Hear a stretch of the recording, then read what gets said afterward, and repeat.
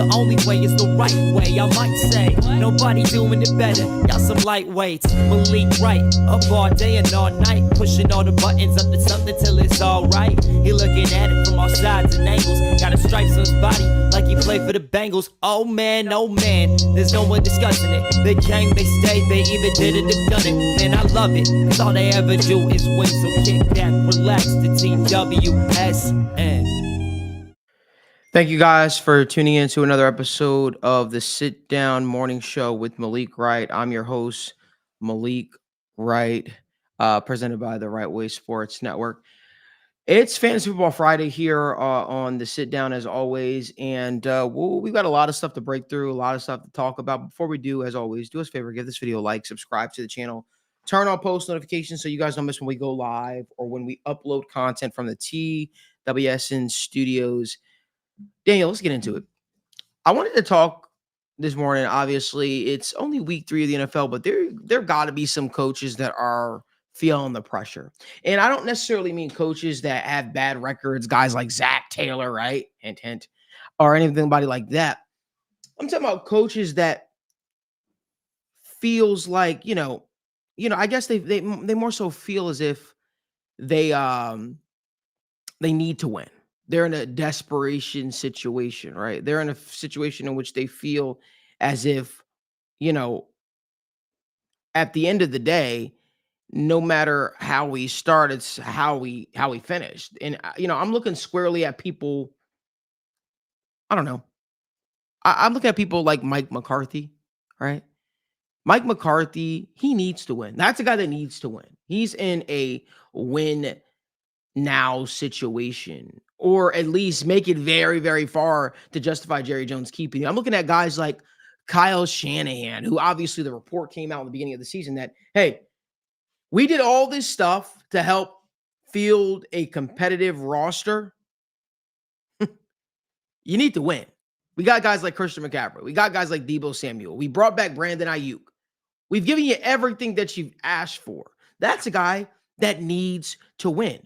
Believe it or not, Harbaugh over in Baltimore. He's in a situation in which he needs to win. He's talking about you have a 2-time MVP at quarterback in Lamar Jackson, right?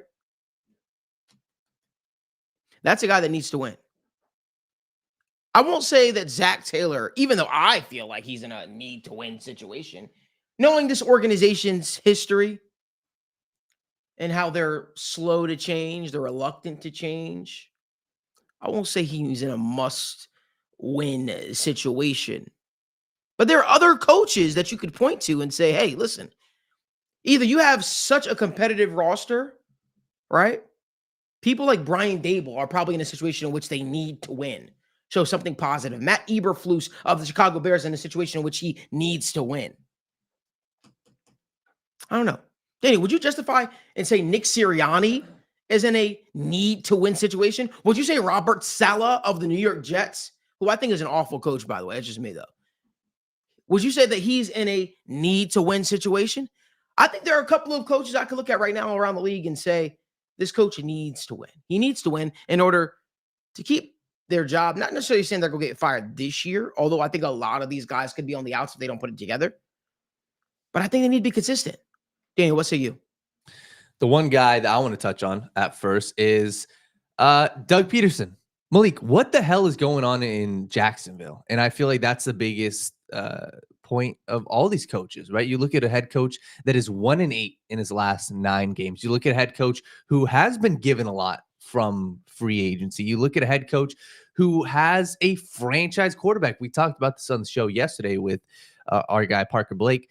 And while, Trevor Lawrence has the pedigree and he may not be reaching his full potential right now, at some point, you got to look at the head coach. You got to look at the head of the ship. You got to look at the man who is behind, this entire team. And that is Doug Peterson, the former Super Bowl winning coach.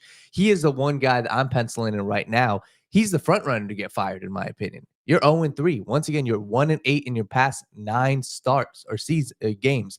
And that's my frustration with this team is they headed into this season with a ton of expectation. You're not in a crazy hard division right now. The Texans have shown some chinks in the armor. The Colts right now have a quarterback who's leading the NFL in interceptions. And you look at the other team, they aren't doing so hot. Tennessee Titans. So the Jacksonville Jaguars, in my opinion, are the number one team looking where I can truly say, hey, I can see a world where Doug Peterson gets fired next week. Right? They go in and they have a tough game this upcoming week against the Houston Texans, divisional opponent. And I would not be shocked if the Houston Texans go into Jacksonville or play them and are without Joe Mixon and are potentially without Nico Collins. And if they put on an ass beating, Malik, I could see Doug Peterson hitting, You the should road. put on an ass beating? If the Texans put on an ass beating, yeah. I've never heard that said before. That's saying an That ass is, beating. I've heard it. Are you I've heard like kick somebody's ass. I've never An heard ass someone say, beating? "I'll give me a." Yeah, I mean, I don't know. I've never heard that used. Seriously. Yeah, that's kind of weird. Like as a kid, never got an ass beating? No. Ass whooped. Really? Yeah. Ass beating. Ass beating though is that. Oh, no, I've heard that many times. I guess different culture. Exactly. Joe Wood said Press Taylor, he will get fired before Doug. That's a great point. Yeah. Offense coordinator. Definitely. I could totally see that. But at the end of the day, right, this doesn't fall on the offensive coordinator. Press Taylor does share a large portion of the blame so far, but it's the head coach. You look at the guy who's the one that, if you're the guy who's getting all the praise, you have to be the guy getting the criticism. And that was the conversation after they went on that playoff run. So he's the one guy I definitely look at. The other one is definitely a Matt Eberflus, Malik. And the reason why I say that is Eberflus has a lot working against them. And that's my issue with their situation is they are looking, in my opinion, if they don't make the playoffs, he's going to be out. With the new quarterback, you need that young, new offensive mind. And I feel like a guy like Eberflus has been there for quite some time. He was there for the Justin Fields regime. And I can see a world where if they don't make the playoffs, if Caleb Williams looks good, but they're not winning games, I feel like for right or for wrong, he will get scapegoated. Let me just say this: were you just referring to Eberflus? You saying? What did I say? Eberflus? Yeah, Matt. Is that what you were? Yeah. Okay, let me just say this. I think there's no world in which Chicago Bears make the playoffs. So I think I know you just use that as an example. Yeah. There's no world in which they make the playoffs. So we could just even. Yo, that's crazy. People are going That's crazy in the comments crazy. right now. We appreciate y'all. This is my favorite part of the day. I swear, man. But no, I even look at a guy like Sean McDermott. He's a guy that needs to win. Yeah, he's a guy that needs to win. He's in a situation in which he needs to win.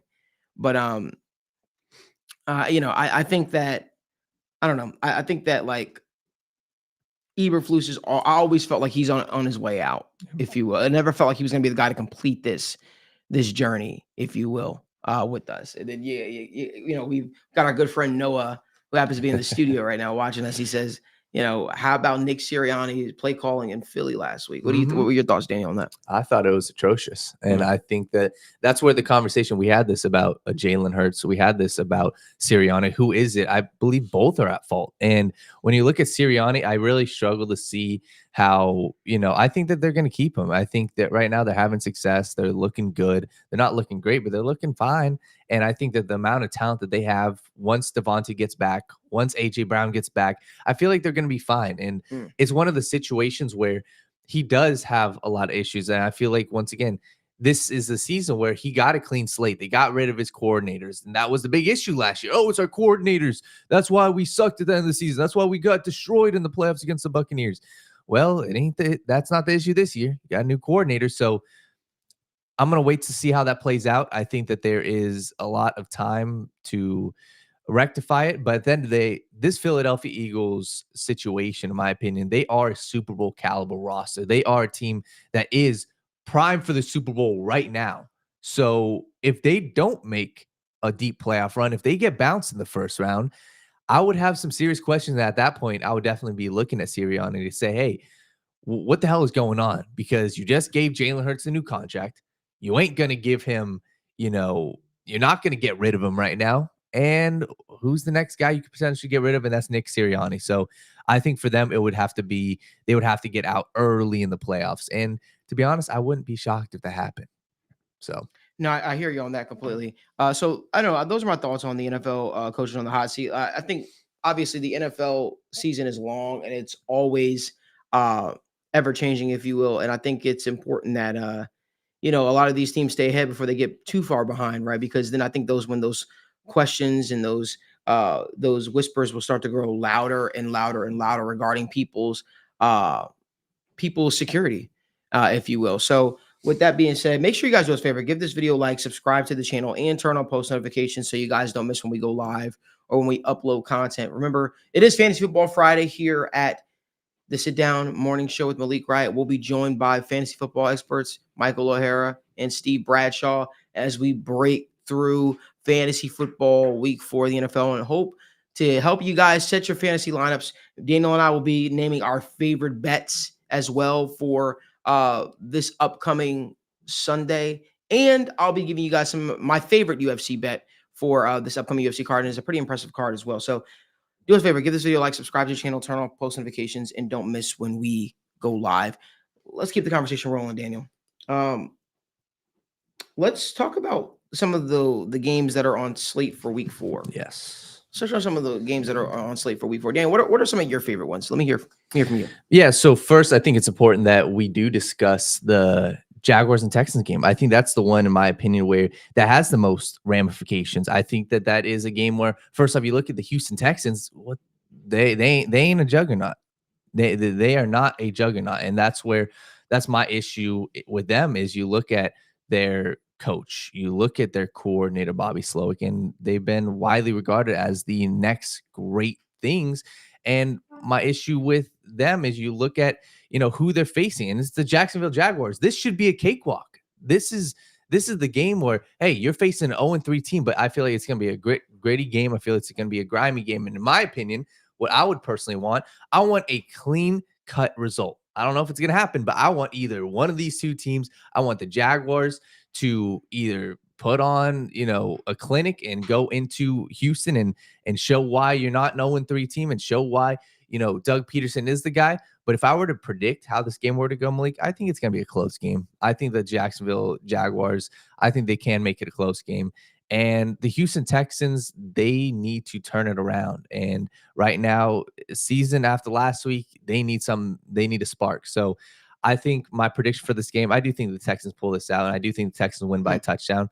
And like I said, I think the Texans are the better football team. I think the Texans rushing defense is, one of the best in the NFL, despite last week what happened. You looked at what that was. That was a lot of turnovers from CJ Stroud. That was a lot of, miscommunication, a lot of, inefficiency on third down. So I think what happens is I think the Texans rectify it. I think the Texans are the real deal. I think that they are a team that I put up in the top 4 with the Chiefs, with the Bills, and hopefully with the Bengals. I think those are the 4 teams I really think are the serious contenders for the Super Bowl in the AFC. And the Jaguars, I'm not bought in. I don't like what I've seen from the culture. I don't like what I've seen from their weapons. Evan Ingram coming back very slow from his injury. Gabe Davis looks like he doesn't even look like a capable wide receiver, and I know he's dealing with some injuries. And you got Christian Kirk, who's fine. Like, they've got a lot of issues right now on their team, and I think Texans go out and they take care of business. Another game, the Vikings versus Packers, is another very, very interesting one. A lot of divisional matchups on the slate. This is one where I think the Packers keep this very close, and I think it remains to be seen if Jordan Love's going to be, playing. And you look at the opposing team, the Vikings are riding high. Riding high off a huge Texans win. I think a lot of people are expecting the Vikings to come out and have a big time performance against the Packers. And I don't think that's going to be the case. I think the Packers have they slow down the tempo. I think they make the Vikings play from behind. I think the Packers rushing game with Josh Jacobs is very, very good.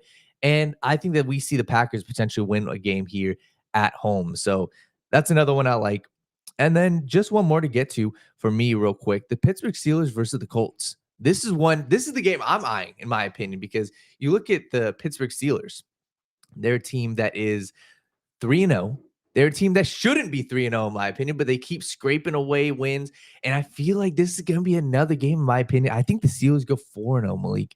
And I don't believe that they are a 4-0 team. I think that they are a team where they are tough, gritty team, Mike Tomlin-led team, the rushing offense, Justin Fields making it very simplistic for him. But I have no faith in this Indianapolis Colts team outside of Jonathan Taylor right now. And I think that there is a world where Jonathan Taylor comes out and rushes for 120 yards, but I don't think Mike Tomlin and this Pittsburgh Steelers defense is going to let that happen. So if I were to make a prediction, I think the Steelers do go to 4-0. And I feel like they are going to be one of those teams where it's almost like a couple of years ago. They head into the playoffs, with 11, 12 wins, and everybody's expecting them to do something big. I think they're frauds. I don't see them doing anything in the playoffs, but once again, in the regular season, they make it happen. So props to them.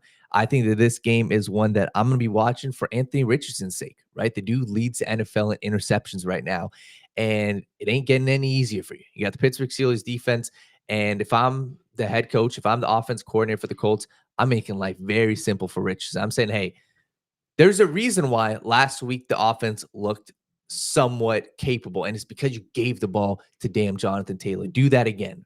Right. In the first 2 weeks, that was my biggest issue. They didn't have him on the field a lot, or they didn't give him the ball. And at the end of the day, listen, you're probably going to see a lot of packed boxes for this game. The Colts, they've shown what their passing game looks like. And at the end of the day, it is going to come down to Anthony Richardson. You got to make some big plays and play action bootlegs. You're going to have your chances in the passing game. And I just don't think that they come out on top with the passing game. So I want to cut you off real quick. I thought you brought up some good games. Here's a game that I got my eyes fixated on, if you will. It's the Saints at Falcons, because I think that the Saints look really, really good this football season, and I think that the Falcons came with a lot of hype. They're starting to round into form a little bit right now, but that's a pivotal matchup right there, right?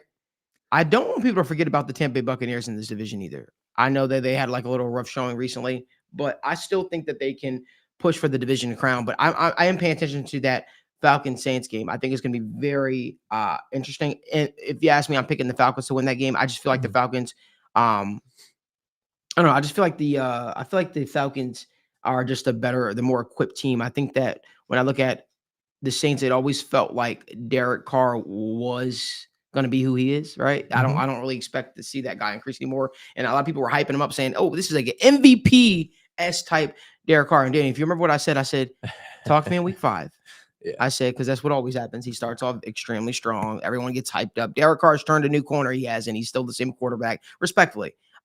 He's a guy that's always going to be, competitive, heavy in games at points and times. But overall, if you're expecting to win championships for that guy, even playoff games, that's just not it for me personally. Another game I got my eyes on, Broncos Jets. I'm paying attention to that game. You want to know why? Not so much for the Jets, but the Broncos. I want to see if Bo Nix can keep it going. I want to see if Bo Nix finally put it all together. He's going up against another very good defense this week. And we'll also get our answers about the Jets. Are the Jets for real? Are the Jets finally being that AFC team that we expect them to be? Can they actually contend against a team like the Buffalo Bills for the divisional crown? Those are some things that I'm looking forward to as well. Keeping the conversation rolling. Sneaky good game, Daniel. Eagles, Buccaneers. Yep. The Buccaneers have had the Eagles number for a little bit here now. You remember the Buccaneers were the team that knocked the Eagles out the playoffs. People forget that. Listen, I believe in the Bucs. I believe in Baker Mayfield. I do. I believe in Baker Mayfield with the Bucs, I should say.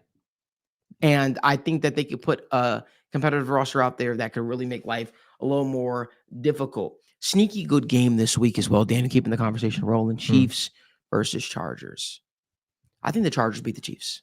If Herbert plays. If Herbert plays. And I probably don't believe that, Julian. I probably just, you should really see the looks I just got when I just said that. I just think, you know how I feel. Yeah. I think that the Chargers will be a problem in the division sooner rather than later. I really do. But after that abysmal performance against the Steelers, I just don't know if this is going to be their year. Daniel, what are some more games you're looking at? Yeah, well, I think my issue with that game, and I'm with you. I think the Chargers always play them close. It's just the injuries to the tackles. So we've got to see if, I don't know how long Alt's out. I believe he's out maybe a couple weeks, and I know their other tackle was hurt. So that would be my biggest concern with them. But I think the one game that I'm definitely also penciling in is the Bears versus Rams. I think that that's a game where, to be honest with you, I'm a huge, not necessarily supporter, but I'm fascinated by this Bears situation. We just talked about Eberflus, and this is a matchup made in heaven for the Bears. Listen, DJ Moore, Rome Odunze. There is no shot that this game you guys do not go off. The Rams are facing a lot of injuries. The Rams secondary, quite frankly, is ass. And there's no way, after looking what they did last week, right? They put up 300 some plus passing yards, Caleb Williams, or 2 weeks ago. And then last week, even Caleb looked good. He had a lot of nice off-platform throws. I liked what I saw from him last week. This is the game where, hey, let's see what you can do. And at the end of the day, you are being put on a pedestal because of what a guy like Jaden Daniels did last week. So go out and show out, right? Go out, go put up 300 plus passing yards. DeAndre Swift, this rushing offense has looked absolutely terrible. So what are you going to do to take care of that, right? You're the big franchise, young quarterback. I think Caleb Williams goes out and puts on a masterclass against the Rams. And I think we see a ton of points, which leads to one of our bets down the road. So I definitely like that game. I think Caleb Williams is one of the guys I'm penciling in. And also the Cardinals versus Commanders. That's another one. To be honest, I like a lot of these games, but that's a high-flying matchup. Both defenses, Cardinals defenses look pretty decent, but the Commanders defense has been ass. And I just look at the weapons the Cardinals got. I know Marvin Harrison Jr. was kind of, didn't practice early in the week. Trey McBride, I don't know if he's necessarily playing. I know he was hurt.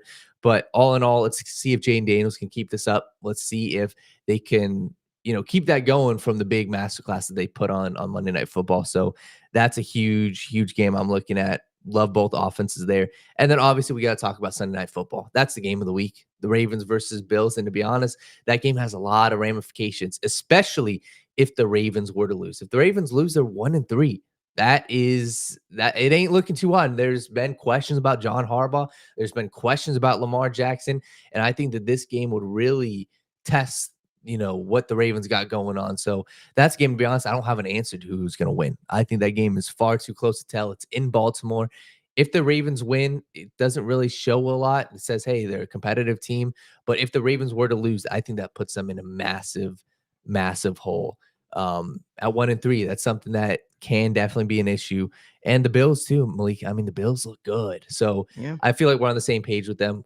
I think they'll continue to look good the rest of the regular season. But there's one game that's Monday Night Football on Monday Night Football. I mean, sorry. Yeah, Monday Night Football. Yeah.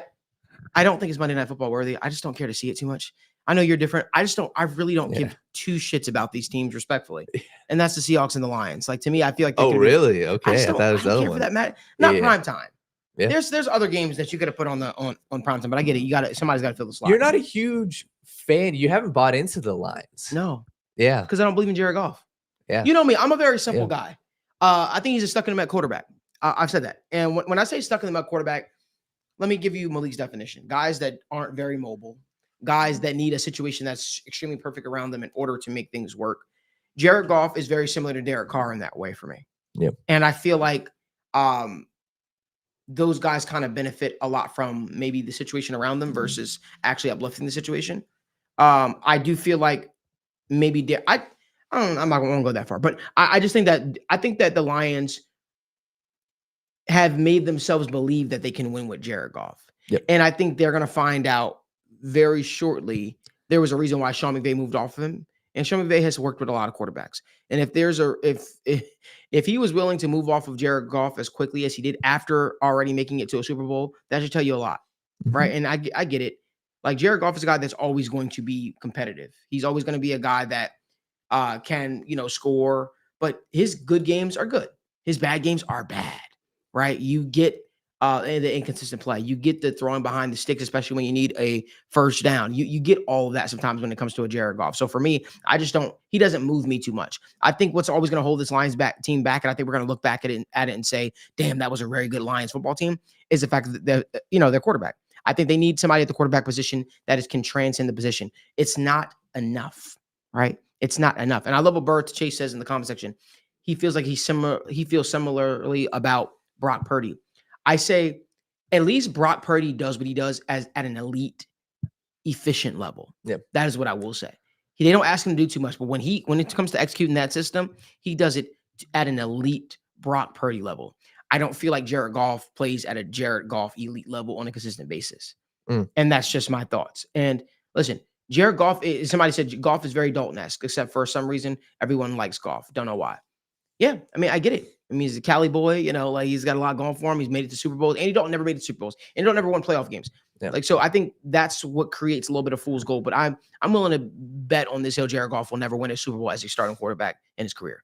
Those are my thoughts. Yeah. I just don't think the Lions can win with him. And maybe they'll come to terms with that sooner rather than later. But that's just my thoughts. And didn't they give the guy an extension? Yeah. Yeah. So I mean, it is what it is. You're tied at the hip with that guy. Guess we'll see what happens when guys start leaving that roster. But keep the conversation rolling. Appreciate you guys tuning in as well. Give this video a like, subscribe to the channel, turn on post notifications so you guys don't miss when we go live or when we upload content. Let's move on over to our Bengals talk, Daniel. Let's move on over to our Bengals talk. So Bengals are 0-3, and they are taking on the Carolina Panthers this week. Their former quarterback, Andy Dalton. It doesn't get too much, I guess, bigger than this game for the Bengals. All right, we can say what we want, right? But at the end of the day, the Bengals need to find a way to win this game. They can't leave Carolina with a loss. 0-4 would create, I think, unrest in that locker room. I think it would create locker room turmoil. I think you will see guys start turning on this regime a little bit. And I don't want to see that. Already I saw, social media was in an uproar this past week. People seem to be a lot more aggressive and a lot more agitated. And that's because they want to win in Cincinnati. Everybody wants to win. They want to find a way to win. They don't want excuses. They're like, hey, you know what? Let's find a way to win. Because we should be up there with some of the AFC juggernauts. I mean, you got people really believing the Bengals are no longer a competitor in the AFC. And that's just, let's just put it this way. Listen, we say 0-3 puts you in a bind, not because we haven't seen teams make it to the playoffs or Super Bowl with 3 losses on the record or 4 losses on the record or 5 losses on the record. We say it puts you in the bind because the manner in which you lose, right? And I guess the back-to-backness of it all. That can start to build frustration. That can start to get people to start looking at you a little bit different. And I think that's sort of what could happen in Cincinnati if they don't stay within themselves. I believe that wholeheartedly. I believe that, the Bengals are in a spot in which you can't lose 4 games in a row. We've seen this team lose because, they're notoriously for starting slow. They're notoriously for starting slow. And we've talked about this. And they always tend to gain steam after September. This has happened every year since Zach Taylor's been the coach. They've started out slow in September. I have one goal for the Bengals, Daniel. And that's not to leave September without a victory. It's that simple. Right? Nobody remembers what happens in September and December. No one remembers that. It's a long-ass season. No one's going to remember that you lost to Jacoby Brissett and the New England Patriots. No one's going to remember, that you lost to, what's the damn team? The Washington Commanders on Monday Night Football. No one's going to remember that. I'll tell you what people will remember, though. If you are able to string together a couple victories, right? And then you find yourself in the playoff conversation. Remember, the Bengals have 3 losses on the record without even playing a divisional game yet. Now, if you were to go 0-3 in division, now we're like, okay, things are looking a little bleak. But you lost to an NFC opponent, right? And 2 AFC opponents. One of the AFC opponents won't even be in the playoff picture. We can talk about that right now. Fact of the matter is, I think this Bengals football team's best football is ahead of them. But I've also said, when people are talking and they're like, hey, what do you think the issue is? I'll tell you what the issue is. The interior of the defensive line is putrid right now, not because these guys aren't average players, even good players. I think Chris Jenkins is an ascending player, and I think he's going to be very good for the Bengals. I think guys like Sheldon Rankins, B.J. Hill need to be back in the fold in order for this to look like what they're hoping it to look like. You need guys like Myles Murphy. Myles Murphy needs to be a starter this year when he gets back. All right? You need help for Trey Hendrickson in the pass rush department. You need to simulate pressure to get to the quarterback if your defensive line is not doing so. There are several different things you can do to try to help out this defensive line, to help out the secondary and the back end. Simulated pressure is one of them. I know Lou's not a big blitzer, but guess what? You need to be. You need to be. I think this Bengals football team is best football is ahead of them. And I hope that the game plan involves pressuring the Red Rifle, getting him off his platform, making him uncomfortable, right? You want Andy Dalton having to make plays outside of the structure because guess what? If you allow Andy Dalton to make plays within the structure. If you allow Andy Dalton to sit back in the pocket, I don't know, you can make all the jokes in the world you want about this guy. He has picked defenses apart in the NFL. So, that being said, I think the offense is starting to find itself. T. Higgins back in the fold, right? It's offense starting to find itself. Then the defense will find itself. But I think this Bengals football team's best football is genuinely ahead of them. Danny, what are your thoughts? Yeah, I'm with you. And all around, this is a game where you look at the spread, it's 4 points. You look at what people are saying, it's going to be a close game. This game should not be a close game. You go look at the different rosters and you go look at even the performances, right? I think the Carolina Panthers offense has the potential to make this a close game, but their defense is not hot. The guy that left Cincinnati last year, Nick Scott, is the starting safety for them. Their linebackers are way below average. Their entire secondary, outside of the 2 outside corners, are a very putrid group. They got a decent defensive line, but that's it, right? And you look at how this offense performed last week. This Bengals offense should go in there and put out 30-plus points. There's no reason they shouldn't. And I'm with you. I think at this point, Malik, I really don't give a crap about how they win.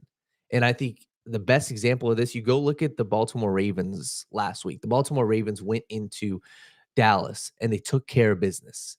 And leaving the plane, there was obviously a funny video that came out. Marlon Humphrey was on, live and recorded Lamar. Lamar's like, I don't care. Like, he just wants to win. And look at this Ravens team right now. They are 1-2. They are in a far different position than 0-3. And I think that that's the exact situation for the Bengals. I don't care how they win. I don't care if it's a come from behind victory. I don't care if they win by 1 point. If you leave Carolina with a W, you saved your season. Like, hey, you live to fight another week, because if they leave Carolina with a loss, it gets spooky. 0-4 is and I think you hit the nail on the head, Malik. At the end of the day, this roster inside their 4 walls, they know what they have. And quite frankly, if I look at the players, I feel like if they start out 0-4, a guy like Jamar Chase, there is no world, and this is from my perspective, there's no world where Jamar Chase blames himself for these 3 losses. If I look at Joe Burrow, maybe he's the leader in him is going to say he blames himself. But if they go 0-4 and he puts on another 300-yard performance, I doubt Joe Burrow's going to look at himself and say, hey, I'm the reason why we lost. Maybe I could have done better, but I'm the sole reason. No, they're going to look for someone to blame. And that's the issue if you go 0-4. It gets spooky inside the locker room. I don't even think they'll care about the outside noise anymore. They're going to start looking to each other. They're going to start looking to the coaching staff. They're going to start looking to the ownership, to the organization, to the GM. And that's my issue with this game is, hey, it really is a win or a lot of stuff happens. So that's my concern with the overall concern with this game. But looking at the actual matchup for this, I believe the Panthers have a very good running game. But one of the best offensive linemen got hurt, Damian Lewis. He won't be playing. And all around, Adam Thielen's not playing. You have to deal with Deontay Johnson and I've seen that, though. And that's what I'm saying. Yeah. And a rookie, Xavier Legette. Like, Xavier, it's not anything crazy. And that's my frustration with this is this should be the Bengals defensive game to get back into this. So all around, I think that this Bengals offense is on a roll. I think that they put up 30-plus points. And I do think that the Carolina Panthers start off the game hot with, pounding the rock, Andy Dalton playing, the game managing role. My biggest key, and this is what I've been saying, this is what I'm looking forward to seeing, you have to force turnovers. If they don't force the turnover, I can see a world where they lose this game. Even if you don't force turnovers necessarily, you got to force stops. Bears. Yeah. The Commanders scored on every drive last week. Yeah. That can't happen. That just shouldn't happen in football. And, it's very easy to be like, oh, well, we want to lock down defense. And these defenses aren't locking down teams in the NFL nowadays. These offenses are just too high powered, and it's such an offensive friendly league, if you will, where they get a lot more calls than the defensive side. They get a lot more calls in their favor than the defensive side of the ball does. So it's one of those things where it's going to be very difficult to quote unquote lock offenses down now in the NFL on a consistent basis. But I definitely think that the Bengals need to keep the fundamentals the main thing, right? Tackle effectively, cover effectively, and stay within yourself. Mm-hmm. You got a player in Andy Dalton this week where you know what he does. He was your franchise quarterback for over 8 years here in Cincinnati. You know what he does best. You know that pre-snap recognition is something that is big in his game, right? And it's like that's where he likes to. That's where he excels. Where his game is. You have to change the picture up on that guy if you're trying to have some success. Mm-hmm. You can't have the same picture be what it is when you what it was pre-snap. And I think that that's the key to beating a guy like Andy Dalton, getting pressure and changing the picture up on him on a consistent basis and making him uncomfortable. Make sure you guys do us a favor, give this video a like, subscribe to the channel, and turn on post notifications so you guys don't miss when we go live or when we upload content. Daniel, it's Fantasy Football Friday here at TWSN, and I want to make sure we get our guys in here. Let's get Michael O'Hara, Steve Bradshaw, or O'Hara and Bradshaw, the law firm, in here so we can talk some fantasy football. Guys, what's going on? How we doing, Malik? Going good. It's going good. It's going good. Listen, fantasy football is alive and well on this Friday. You know what I mean? And we love to have you guys on the show, talking it through, helping people, win their fantasy football leagues, right? I want to kind of go over some of your favorite starts and sits for this week. And, Steve, I'll let you start this one off for us. And Daniel, the floor is yours.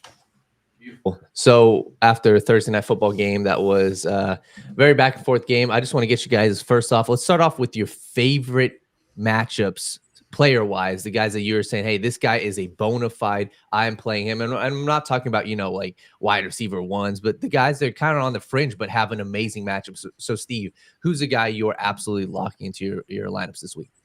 One player I was really surprised to see pretty low, looking at some projections around platforms like ESPN, is Amari Cooper going up against the Raiders. He had that big bounce back last week. He had 20 points. Deshaun Watson finally looked all right. And the question with Cooper was never the talent. It was never the target share either. I believe right now he's had 20.5% of the team target share, which is obviously very, very good for when you have a fringe wide receiver 2 flex. And he's playing the Raiders this week. It's not going to be the highest scoring game, but it's an above average matchup in my opinion, especially the Raiders right now. They've allowed the 11th most fantasy points to wide receivers. And I just like Cooper. I don't really see why he's being ESPN hasn't projected out around wide receiver 29. And I have him much closer to wide receiver 20, being a low end wide receiver 2, a very good flex play. And I'd also say this is a revenge spot for him. His former team, Amari Cooper. I believe this is the first time he's ever played Las Vegas, his former team. So I like that. I like that a lot. So O'Hara, who's the guy that you are absolutely in love with this week? Yeah, it's unfortunate to say, but I do think you should be jamming Chuba Hubbard into your lineups this week against the Cincinnati Bengals. First off, just the Bengals rush defense, just abysmal all year this year, and likely to be without BJ Hill and Sheldon Rankins for yet another week. And it's to the point that the Bengals rush defense is just one of those ones that you can attack. They're bottom of the barrel in rush yards allowed per game, stuff rate, EPA allowed per rush. It's just all pointing to bad signs for the Cincinnati Bengals rush defense. And we saw that last week with a steady offense with someone that can sustain drives in Andy Dalton, that Chuba Hubbard can very much be fantasy relevant. He handled 26 of the 35 backfield opportunities last week. I don't expect him to be a 20 touch per game type of guy, but if he can get 15 or so touches in a game against a pretty abysmal Cincinnati run defense, I think he's going to be a really strong RB2 option. So I'm looking to get him in my lineups this week. And he also had 5 targets last game. So I think that's another, you look at what Austin Eckler did. And my quick question to you before we get to another one of Steve's guys is, what's your thoughts on the backfield all around? I know some people love Miles Sanders and even Jonathan Brooks. What happens when Brooks gets back? I'm not looking to invest in Miles Sanders whatsoever. That's just not somewhere where I'm thinking.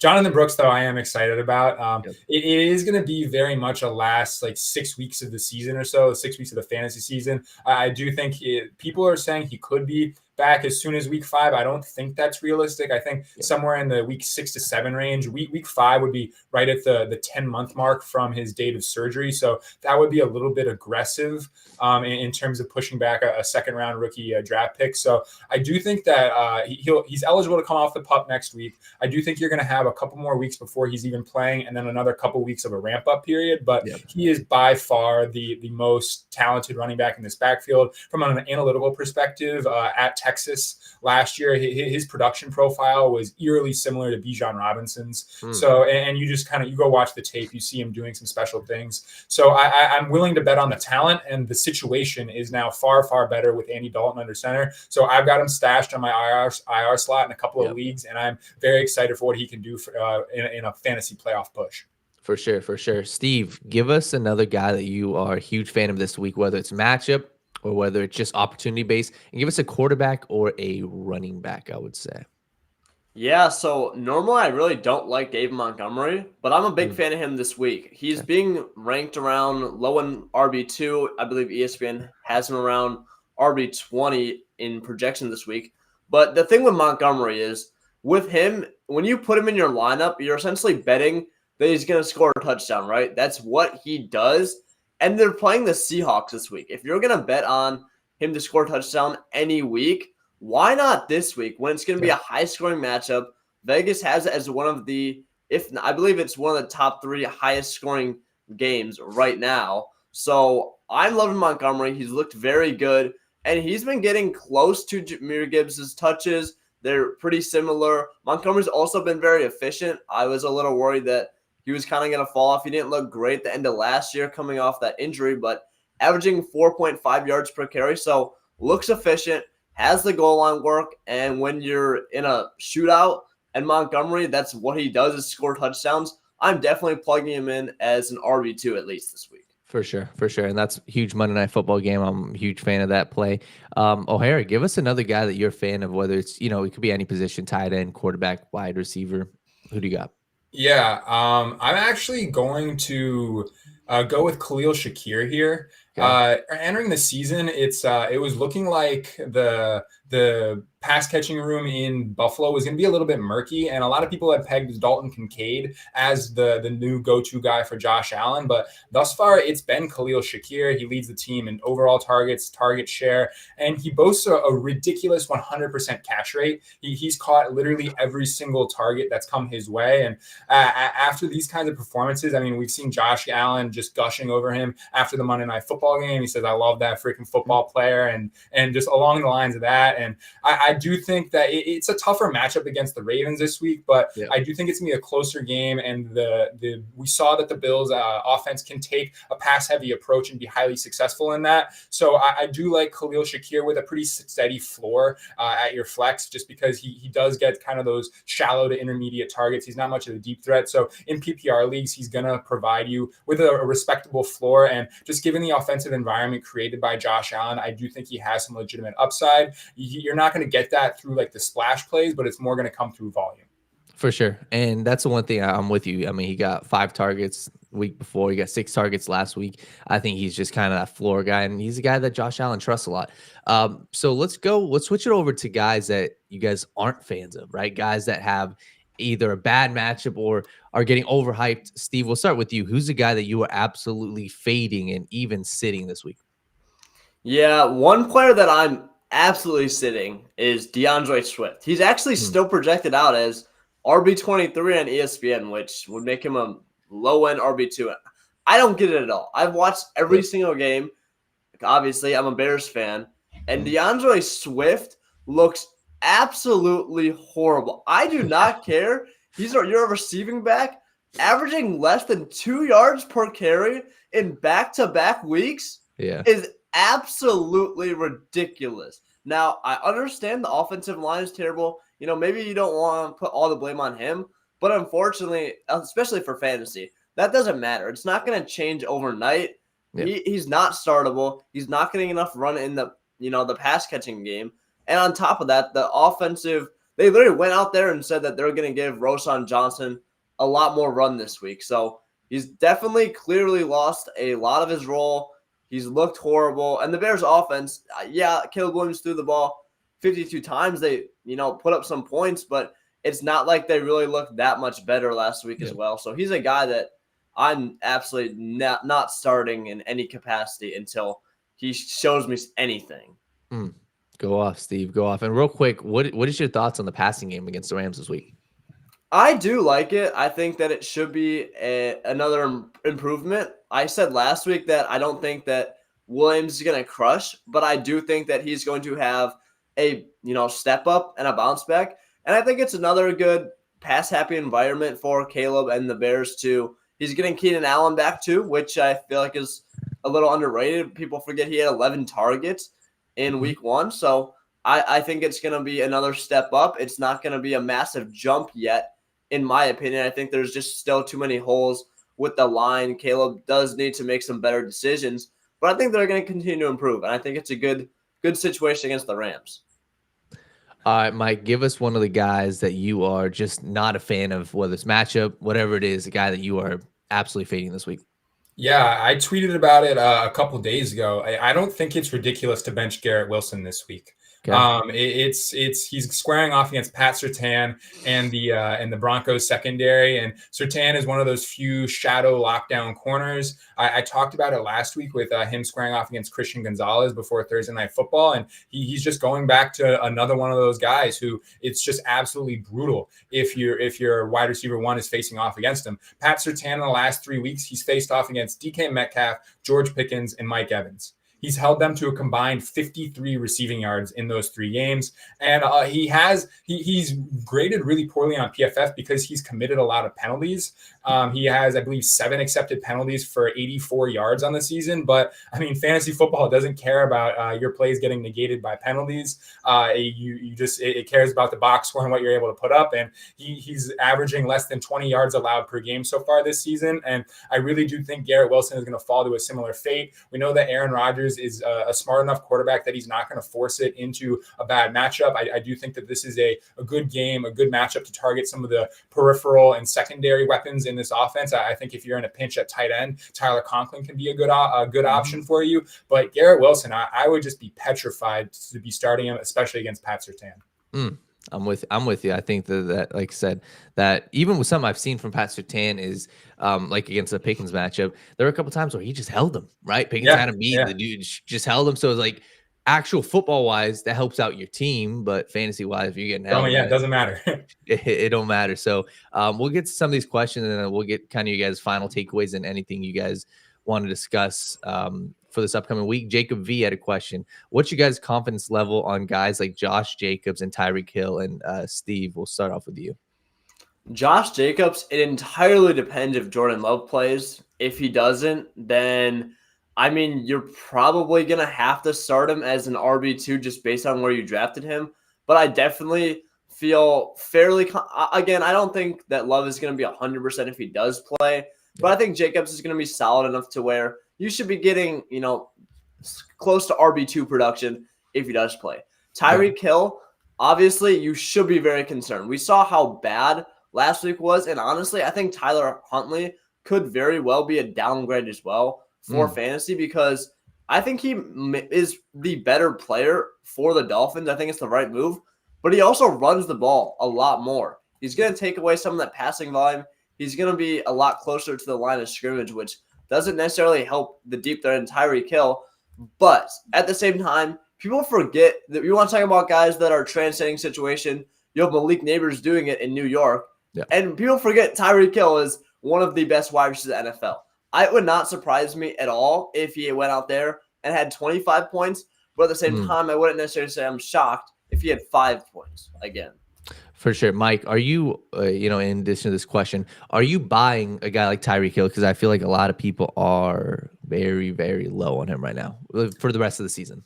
I mean, obviously, it comes down to price. In my rest of season rankings, I have him as a high-end wide receiver too.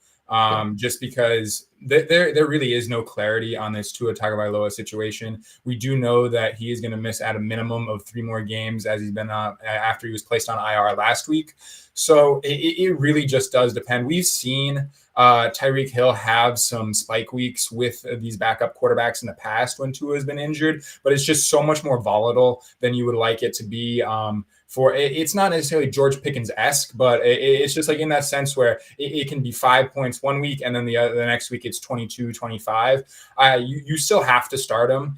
And if someone really is just fully pushing the panic button and really isn't tuned in to kind of what that Tua, like the reports that are coming out are seeming like Tua wants to come back to the field and that he will at some point. I mean, you can hold your own opinion on whether you think that's right or wrong, but the reports that I've seen are that he is going to make a push to play again this year. So we'll see what ends up happening. But yeah, I think you could go buy him if you can just sell off like a low end wide receiver 2 to someone who has Tyreek Hill and is really just in a dire spot and in need of wins, and you've got some depth and you're in a good spot to make a playoff push. I think it's a fine spot, but I agree with Steve. It's a spot for the next handful of weeks at a minimum that you should be pretty concerned about what you've got with Tyreek Hill. But like I said before, you just have to start him. I mean, you know what the ceiling is, regardless of quarterback talent. You just have to put him in, and you're just going to be dealing with some duds more often than you would like. Completely. So we'll finish off with one last takeaway from each of you guys. What's a prediction that you guys have, whether it's a bold prediction or something that you're putting your stamp on for this week? Player specific, it could be any player, good or bad. We'll start off with Steve. Give us one take for this upcoming week. I think Dalton Kincaid is going to show out, and he kind of had a slow start to the year. I think people were forgetting. You're talking about Shakir. I think he's been very good. But I think we're forgetting who Kincaid was. It just seemed like the beginning of the year, slow start, and then he was finally picking up steam in that one game where he got kneed in the head, and it kind of put him down for the rest of the game. But play against the Ravens, it should be a good game. Wouldn't be surprised if it turns into a high-scoring matchup, and they're definitely forced to rely on Kincaid. I just think that in a tight end landscape that is absolutely disgusting right now, this is one of the worst weeks that I've seen it in a long time. I think Kincaid is going to come out here and show that he will be an elite tight end for the rest of the season. I love it. And Mike, who you got? Yeah, my take for the week is I think Nico Collins will go for 150 receiving yards this week. If you're in the fantasy space at all, you've seen just what kind of absolute nut matchup this is for Nico Collins this week. Nico Collins, he just absolutely destroys man coverage, and the Jacksonville Jaguars are the only secondary in the NFL who's running man coverage at over a 50% clip this season. Nico Collins, he's only behind over the last 2 seasons. He's only behind CeeDee Lamb and Tyreek Hill in yards per route run against man coverage. So highly efficient, highly productive. And then also he's going to benefit from the absence of Tank Dell in this one. So just that's 15% of the targets that are up for grabs, and targets are earned. And Nico Collins is a target owner. I expect some of those targets that would go to Tank Dell to be force fed to Nico Collins in Nico Collins' direction. And he did pop up on the injury report with a hamstring. He was a limited participant yesterday. So if he's a no-go today, that could completely foil this plan and big expectations for Nico Collins. But this is just a matchup where, I mean, you're obviously starting Nico Collins if he's on your team, no questions asked, but you should have really, really lofty expectations for him. I personally have already bet him over 74.5 receiving yards on the week, and I am considering those alternate lines, pushing it up all the way to 150 yards. Wow. All right. That's I'm with you on the Nico Collins type for sure. So yeah, I love it. Malik. Yep. Well, listen, guys, we appreciate y'all for tuning in as y'all always do each and every single Friday for Fantasy Football Fridays here at TWS. And as we know, fantasy football is king. It wouldn't be a Friday if I didn't ask, how are you guys doing in your respective fantasy football leagues? Steve, I'll start with you because I kind of poked at Mike a little bit yesterday on the show. I'm doing pretty good. We were talking about Tyreek Hill, made a big trade getting Tyreek Hill in my main home league. Just being active, it's looking up. Things are looking good, I will say, especially in a lot of my leagues. I have a ton of Malik neighbors this year. And man, it's been a fun ride these past few weeks watching him play. And what about you, Mike? How are you doing? Yeah, like Steve, I'm very much enjoying the production of Malik Neighbors and Rashee Rice. I do think that the people who are heavily invested in fantasy football, we're all very excited about Malik Neighbors. Just a lot of people with the mindset of talent over situation, and that is very much prevailing thus far this season. So excited for the production of those two guys moving forward, and I've got no complaints. Last night was a little bit disappointing in terms of just the product that was on the field. But for someone who's heavily invested in Malik Neighbors and CeeDee Lamb, I've got no complaints about how that game turned out. I hear you, my man. Well, I'm wishing you guys both a very good fantasy-wise, a good Sunday in your respective leagues, and hopefully your Bears can do something right, Steve? Hopefully. Yeah, I really hope so. I just want to see Caleb Williams play well, to be honest. That'll be something to kind of hang your hat on, if you will. I think there will be something to build upon for next season, but I don't think Eberflus will be there next year to see that journey through with you guys. But listen, we appreciate y'all. Hope that you guys enjoy the rest of your Friday. Have an even better weekend, and we'll see you guys next week. Yeah, you as well. Thanks, Malik. Have a good one. Appreciate you guys. Thank you. Appreciate Steve. Appreciate Mike for joining us for the Sit Down Morning Show with Malik Wright as we break through fantasy football with y'all and hope to get you guys all squared away. I want to move on over to our bets best, but before we do, make sure you guys do us a favor, give this video a like, subscribe to the channel, and turn on post notifications so you guys don't miss when we go live or when we upload content. Here's what I'll say. I'm going to give you guys 3 props that I really like for this weekend's game, but here's what I'll say. If you guys want the rest of our props, you can head over to the TWSN Patreon. The QR code should be right above me to the right.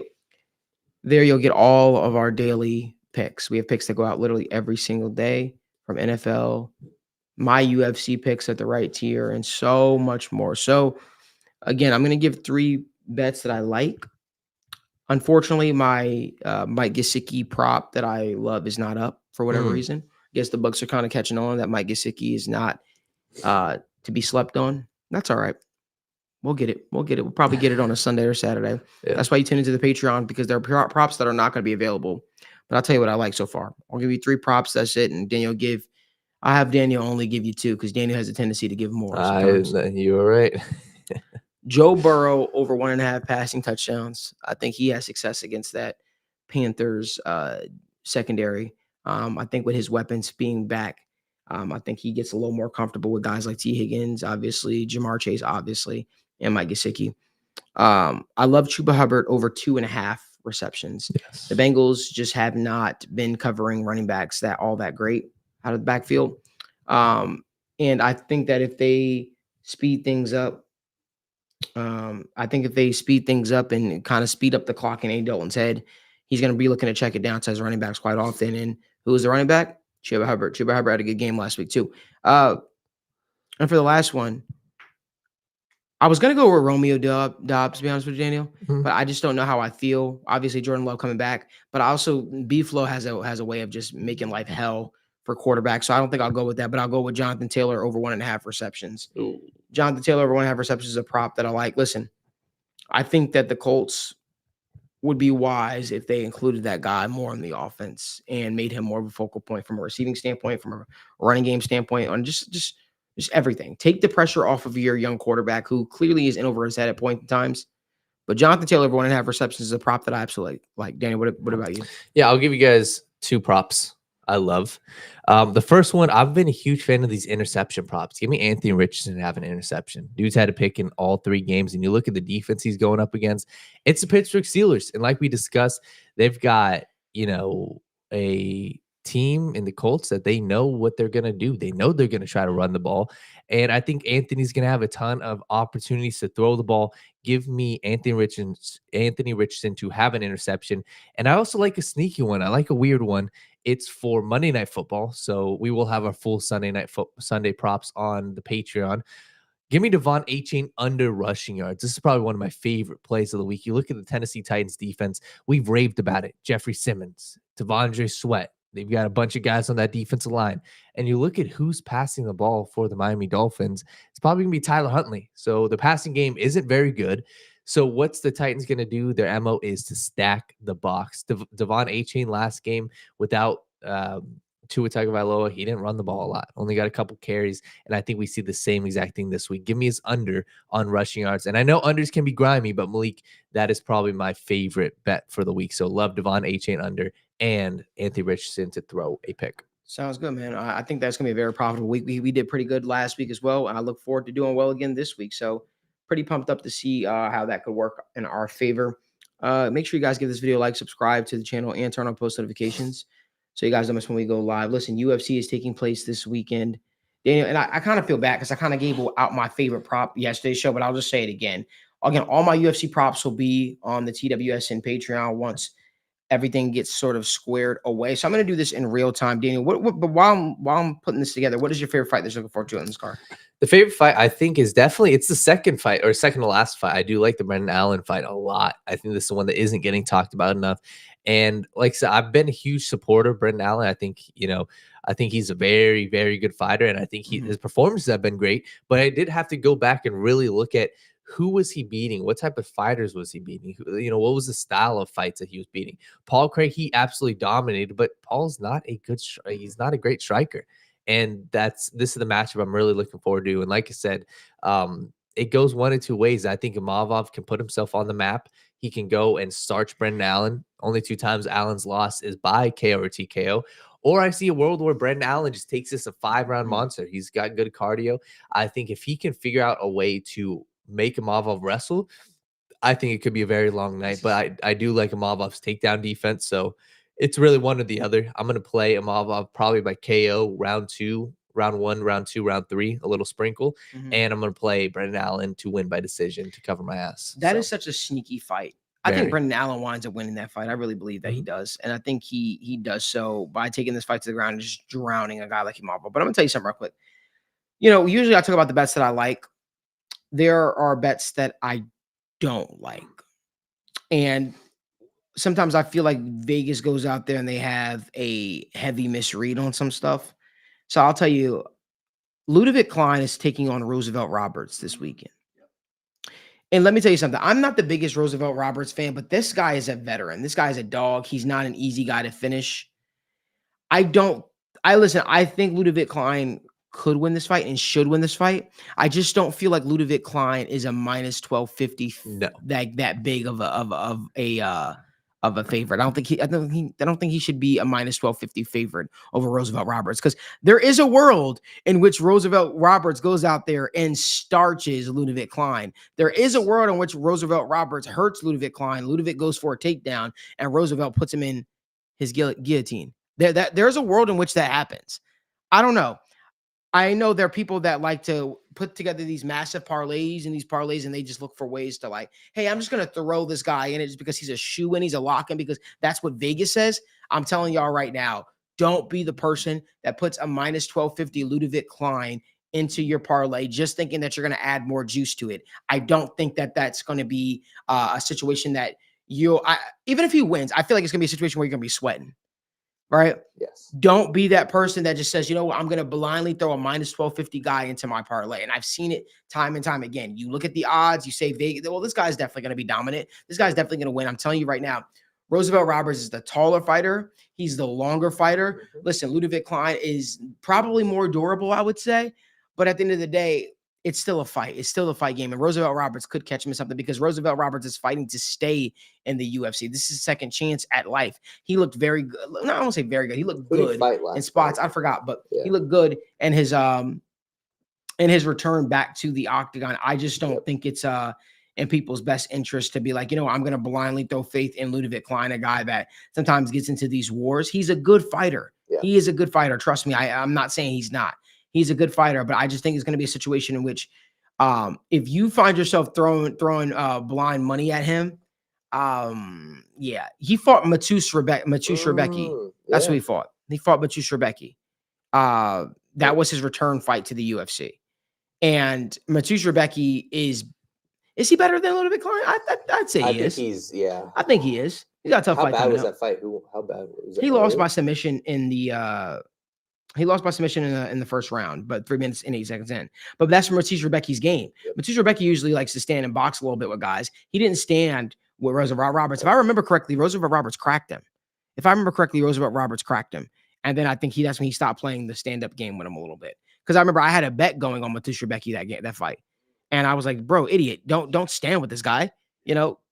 Take him down to the ground, make life easier because he's the longer fighter. Ludovic Klein, I don't know. Ludovic gets into these wars, and Ludovic could 100% out muscle and be durable and just be like, you know what, I'm gonna go out there, I'm just gonna break him down over time. But I just don't think Roosevelt Roberts should be that big of an At underdog. plus 600, I believe, Yeah. or 400, 600. Yeah. That's worth it. And Yeah. I think just final point, when you look at the UFC, I think you made a great point. It's the fight game. And Mhm. at the end of the day, Ludovic Klein is not a world renowned top 5, top 10 in his division. He is a guy who's trying to break into that. So I think a guy like Roosevelt Roberts, once again, styles make fights, and Roberts has the style to make life difficult. We've seen guys with that length make it really difficult. So I'm with you.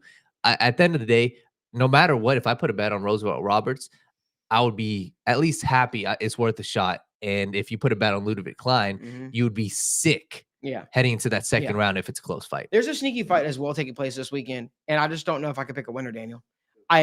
So here's what I'm gonna go with. I'm gonna go with this fight to go to the decision, but it's a female fight. It's Aline Perez taking on Daria. I'm gonna pronounce her name correctly because Gary Jellison always says Malik has great pronunciation when it comes to these fighters. It's Aline Perez taking on Daria Zelenko. That's who she's fighting. Daria came into the UFC with a lot of hype, and she's lived up to it for the most part. She is a very, very smart fighter. She has good takedown ability. She has the ability to stand, and she's going up against Aline Perez, a girl that has the grappling ability. She has the ability to stand as well. I feel like to me it's going to come down to who's going to be able to be more durable in this fight. I'm leaning Aline Perez in this fight, to be honest with you, but I really like Daria as well. So again, I haven't officially made my prediction for that fight. My official prediction will be on the UFC, on the TWSN. I said the UFC Patreon, but the TWSN Patreon. I think you guys heard what I said already regarding Joe Anderson Brito versus William Gomis. William Gomis has a route to victory for this fight, but I feel like Joe Anderson Brito is just a finisher. He's a killer through and through. Brian Battle, I think he defeats Kevin Jousset. I think that's going to be a finish, either KO, TKO, or submission, which you can double chance on FanDuel. Here's an underrated fight a lot of people should be talking about. Morgan Sherrier taking on Gabriel Miranda. That's a good fight. That's a good fight. Last time we saw Gabriel Miranda, he won via submission against Shane Young. He had his fight against Billy Florentillo. That was it. Yeah, he had his fight canceled. But Morgan Sherrier is a guy that had a rough start to his career. He was no doubt came in with a lot of hype. I don't mean in the UFC, I mean in MMA. Came in with a lot of hype, struggled at bits, but is finally rounded into form into the fighter that he's going to be. And I think it could be a spot in which Gabriel looks good to start, and then Morgan just completely just demolishes him. But Morgan's the kind of guy where he does fight with his ego at points in time. It wouldn't shock me if Morgan tries to go out there and submit Gabriel Miranda just to prove that he's the better, well-mixed martial artist. He's better on the feet. He's better on the ground. It's gonna be a good fight. What are your thoughts, though, Daniel? Yeah, no, I'm with you. I think that's definitely one where I have like Morgan. I thought, heading into this UFC, I was definitely a fan of him. But all around, I'm with you. Yeah. One fight real quick. One thing I'll say about that fight, staying on that fight. If you are looking to bet Morgan Sherrier, Morgan is already the heavy favorite in that fight. I would, versus throwing money on it right now, I'd wait for the fight to start a little bit, see if you can get Morgan a live bet, because sometimes Morgan likes to take a round off or takes a little bit of time off to figure out what his opponent's trying to do to him. And I think you can probably get better odds at that. Completely. And just the one thing I wanted to say, I believe Taylor Lapilus is on this card, right? Yes, he is. He was the one, and I just want to make this point because I remember watching him. He's a guy who I bet on him just to go the distance, because I think that's his fighting style. It is a kickboxing style, and it's very weird the way he fights. I remember his fight, I believe it was against one of the Irish guys, and it was like the Irish guy was, a crazy finisher, and he just point fighted him. And I think, I don't even know what the odds are. This is just strictly from eye test. I would love him to go the distance because that's style fights that he fights in Lapilus. So that's just the one thing eye test. I remember Taylor Lapilus to go to the distance. Okay. And, there's another fight that's taking place as well. Umar Sy is taking on Dao Zhang. That's a good fight. This is a big step up in competition for a guy like Omar so far.